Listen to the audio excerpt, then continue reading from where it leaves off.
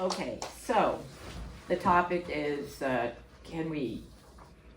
should we document, read it. I don't remember what my topic was, but you will find out what it is when I speak. In 1985, I gave a solo piano recital in Palo Alto, California that included my transcriptions of George Gershwin's improvisations taken from his 1920s Columbia disc recordings. At the conclusion of the concert, an elderly man, Horace Van Norman, born 1905, gave his name and said he knew Gershwin. In 1985, the correspondence between his wife Julia Van Norman, also 1985 but to 1996, and George Gershwin, written from 1927 to 37, remain in his possession. When my Gershwin work became nationally known, I was approached in 1990 by the late Joan Pizer, who was then writing a biography of George Gershwin. I informed her of the then unknown connection of Van Norman to Gershwin. Pizer subsequently interviewed Horace Van Norman and gained access to the correspondence between Gershwin and Julia Van Norman, which by 1991 had come to the Library of Congress. She cited portions from both sources in what proved to be a controversial biography entitled The Memory of All That, The Life of George Gershwin, published in 1993. In 1994, Horace Van Norman agreed to a series of taped interviews over several days in November 1994 that I conducted in Palo Alto, California, where he resided. The correspondence was clearly not intended for public dissemination or discussion. That said, and like it or not, these personal communications are now in the public sphere. On the other hand, the Horace Van Norman interviews were recorded for potential public scholarly use, and I donated the tapes to Yale's Oral History of Music after the death of Horace.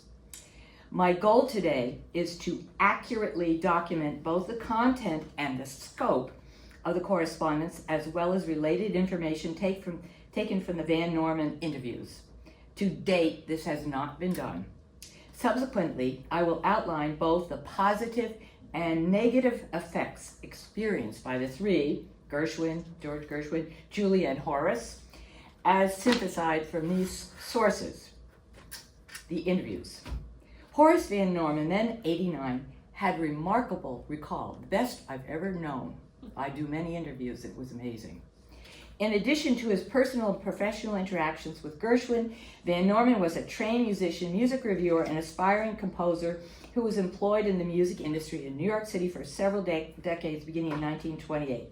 The interviews, spanning several days, centered around Van Norman's commentary on several hundred published sheet musics of songs and small piano compositions from the Gershwin orbit that I had collected over the years.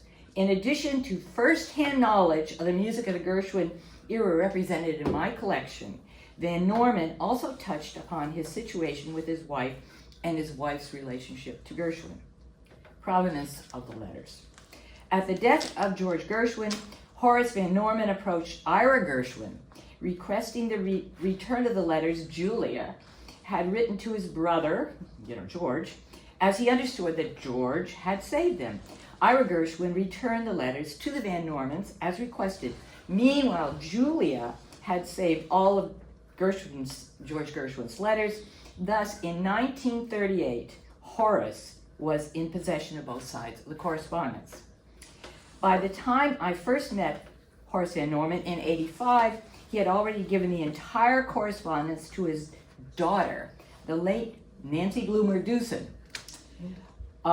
In the 1980s, Bloomer-Dewson sold the Gershwin side to the Library of Congress.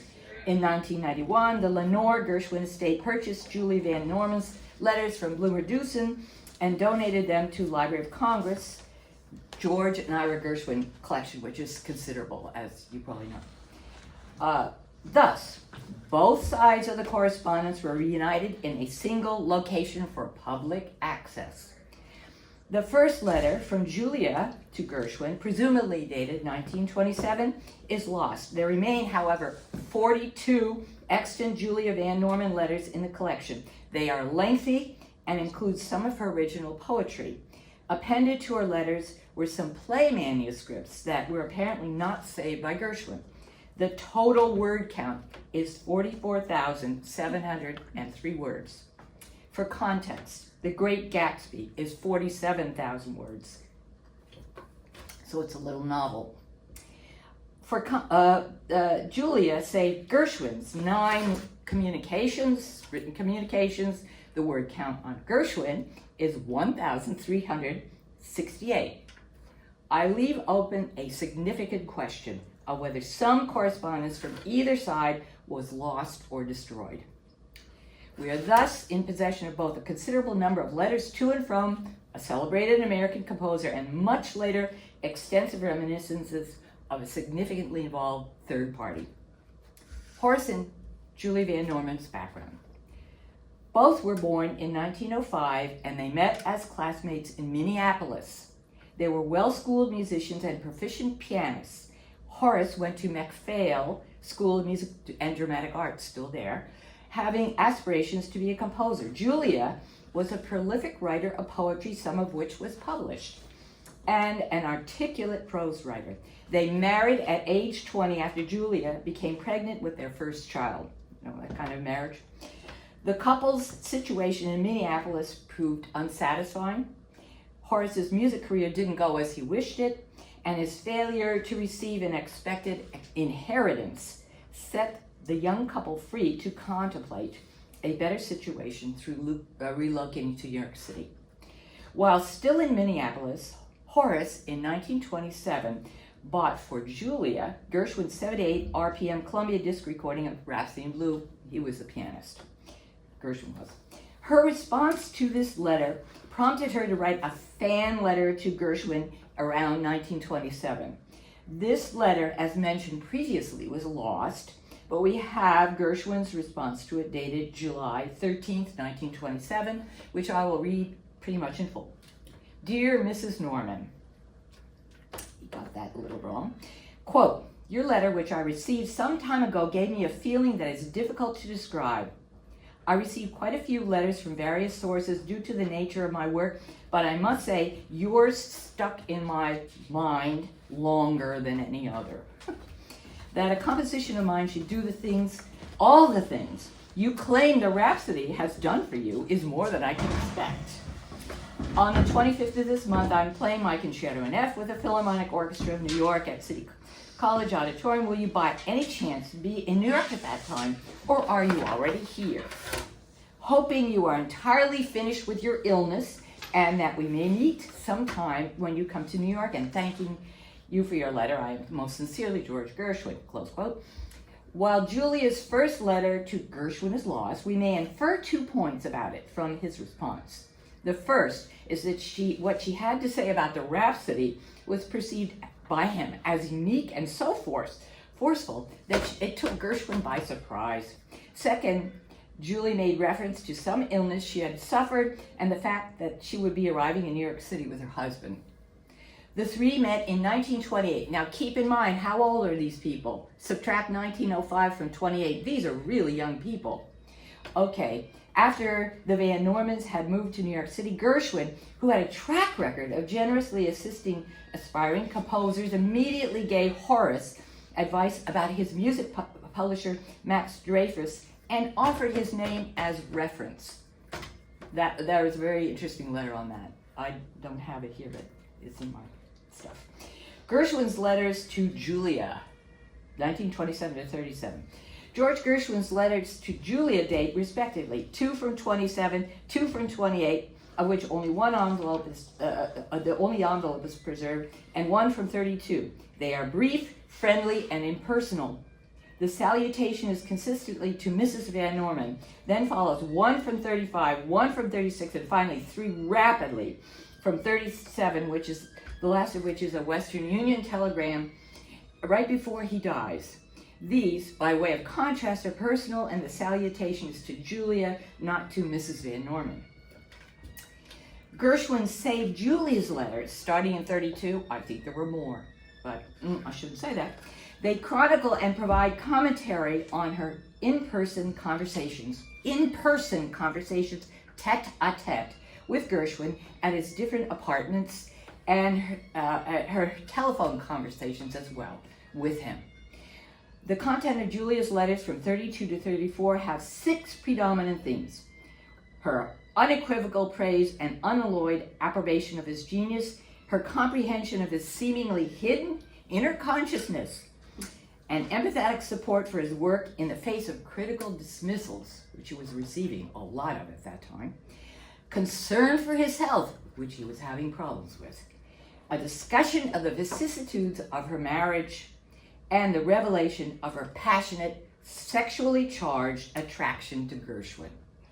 She could be critical. She chides him for his frenetic lifestyle, deplores how he permits himself to be run ragged by others, questions his need for money, and above all, criticizes him for his denial of what she considers to be his true inner nature. She dismisses psychiatry, indicating that she believes the analytic sessions Gershwin undertook with the now discredited psychoanalyst Gregory Zilberg were of no value. As Gershwin's letters chronicle, Gershwin listened sympathetically to her marital problems and encouraged her writing.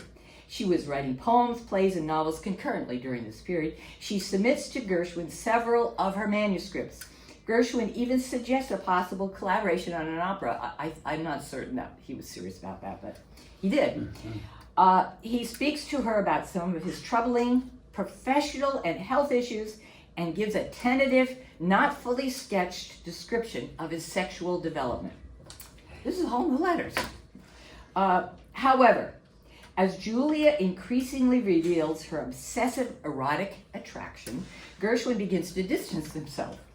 He prohibits her from calling him and writing so frequently. Finally, he tells her that she needs psychiatric intervention and that she is, quote, messing up my life. He is specific that he does not want any complications for her in his personal life. The letters from Julia break off apparently in 1935 after Gershwin issued a cease and desist order. According to Horace, this proved devastating to her. Horace stated that he assumed Gershwin requested no contact since he feared trouble for him specifically as Julia's husband. And now here's what he said in 94.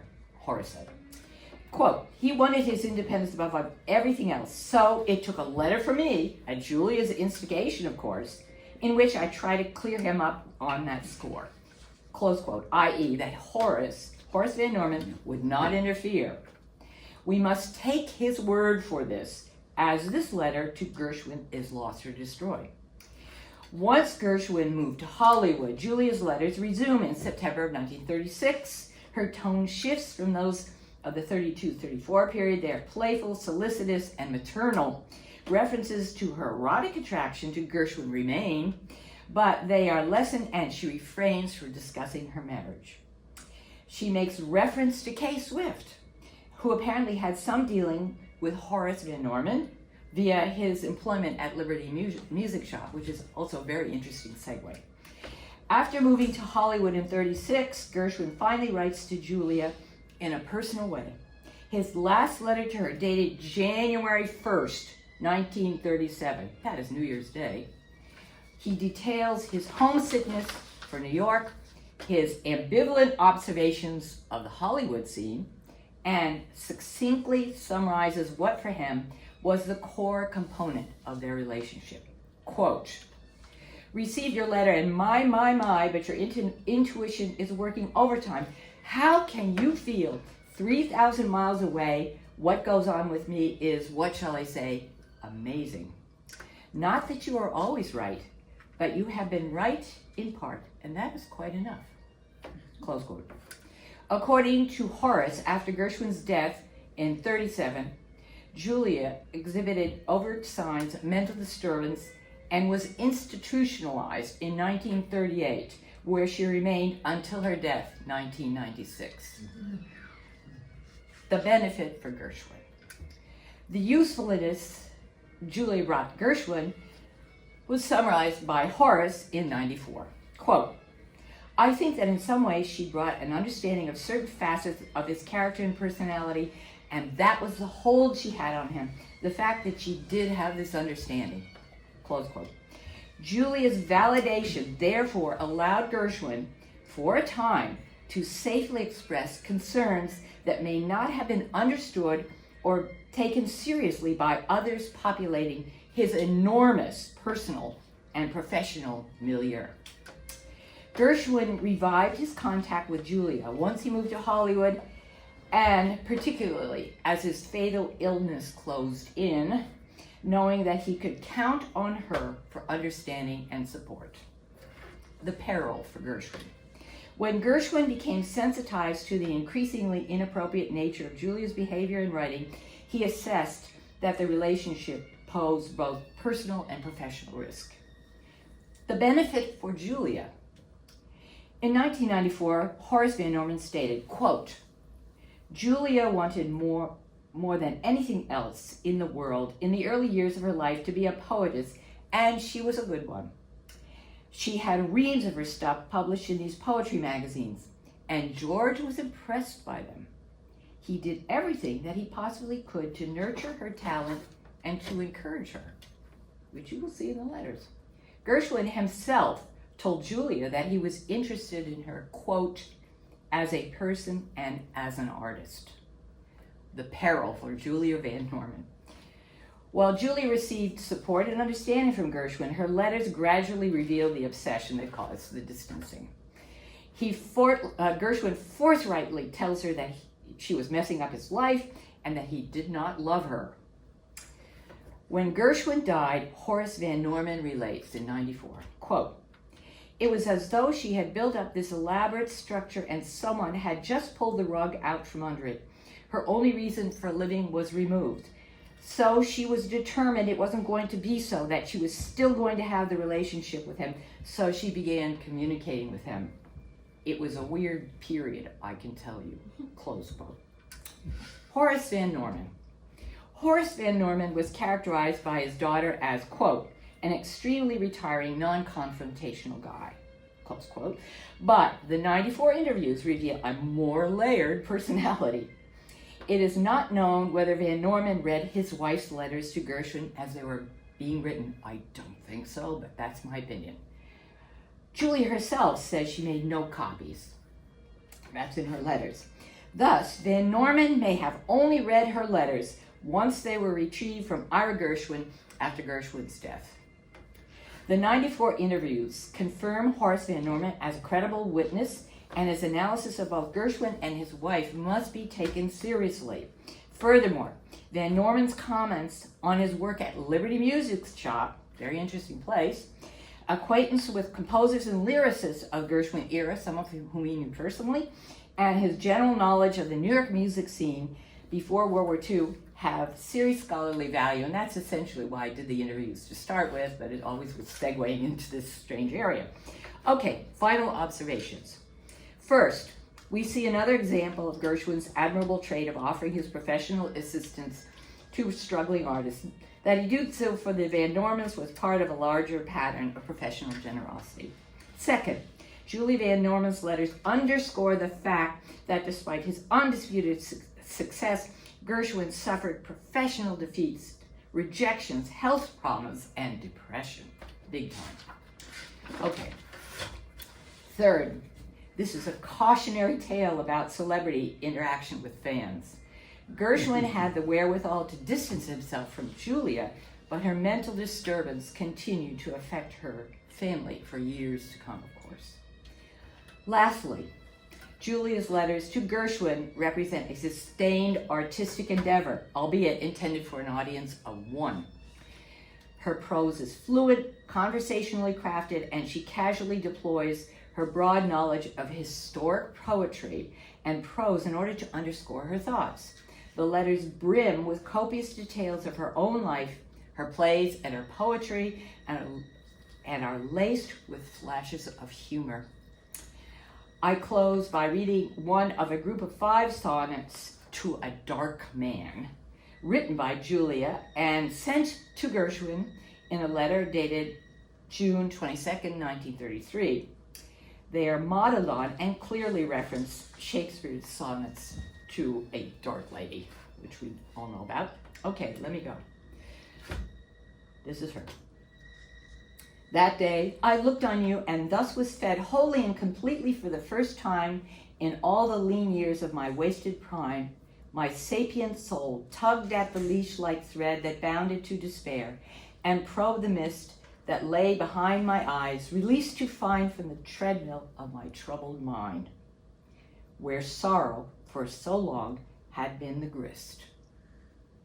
Like delicate bird, it beat and fluttered there, its silver wings, and then arose despair, girded with bitter pride's combative strength, and those two struggled close and at some length until my soul escaped to you, and pride, sore wounded, lay and desolately died.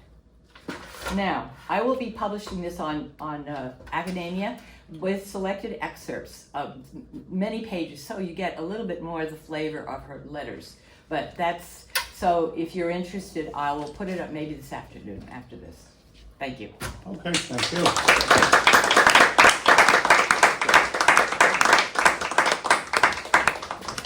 Don't leave yet. Are there any questions for Artis?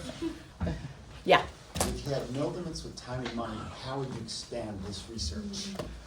Say that again? If you had no limits with time and money, how would you expand your research? I've tried, listen, this is something, as you know, I started in 85, correct? Right. And right around 2000, or 2005, I approached the estate to do this problem, and they ghosted me completely. And I know why. They didn't want this kind of thing out there. But now we are here, and I am still here. So I'm open for this. And plus, I know a lot more about many of the letters of Gershwin. And I've also interviewed several other people that knew Gershwin who have some very interesting things to say. So yeah, if you want to help me, I'm all in. Well, this is for congratulations, bravo.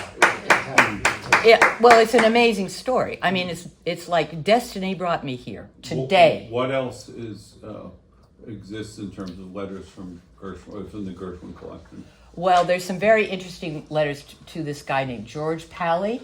There are also interesting letters to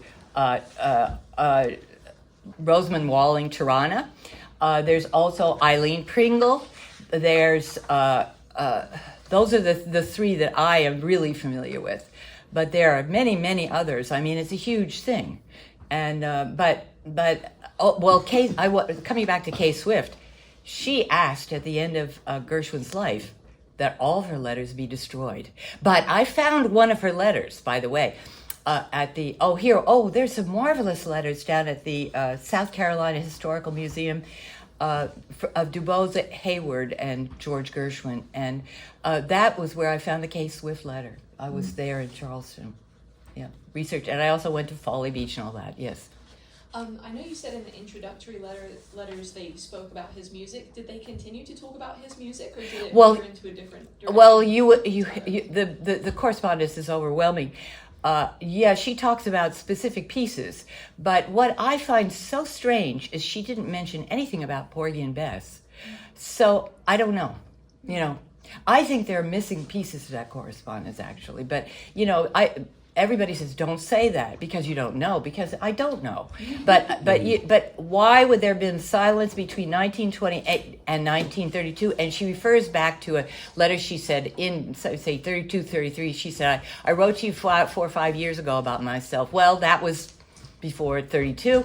Also, there's another reference there. She said, I should never have come back to you the second time. So I think there was some break during the 28 to 32 period as well. Did Gershwin have a secretary who? Well, do you notice I put handwritten, all that. Yeah. Now I have to go back to the collection because when I did this, I was reliant for my research, my considerable research that I had to abandon for this presentation. So I have to go back to the Library of Congress and check what the situation is with Gershwin's letters, which were handwritten, which were typed.